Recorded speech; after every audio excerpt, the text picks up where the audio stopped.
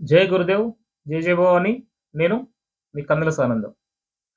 మొన్న ఏదైతే షింబాల్లో జరిగిన దేవాలయం విషయం అందరూ కూడా మనకు తెలిసిందే. చాలా అల్లర్లు జరిగినాయి.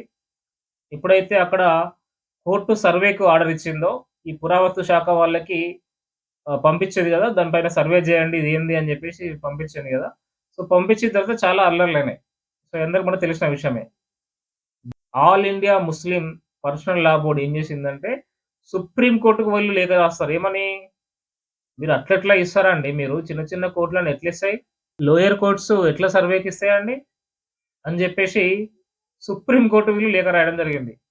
చూడండి వాళ్ళ ఎంత ఆలోచన విధానం వాళ్ళది ఎట్లా ఉన్నదని అంటే వాళ్ళ విధానం అట్లా ఉంది. బట్ ఇంకా మనకింకా ఆ చైతన్యం ఎప్పుడొస్తదో మరి అర్థమైతలేదు. సో, మన హిందువులలో మనకు ఆ చైతన్యం ఇంకెప్పుడొస్తది అన్నది ఒక ప్రశ్నార్థకం అయిపోయింది. అసలు కనీసం హిందువులలో చైతన్యం కాదు. కనీసం ఆలోచన విధానం ఉందా అనేది అర్థమైతలేదు.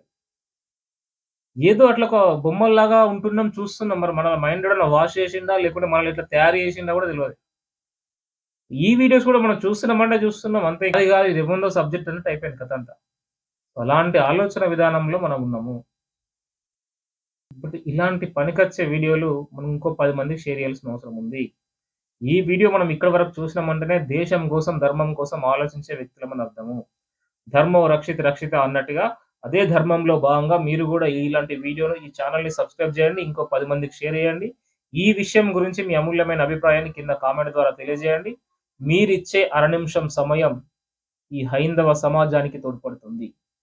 జై హింద్, జై భారత్. నేను మీ కందుల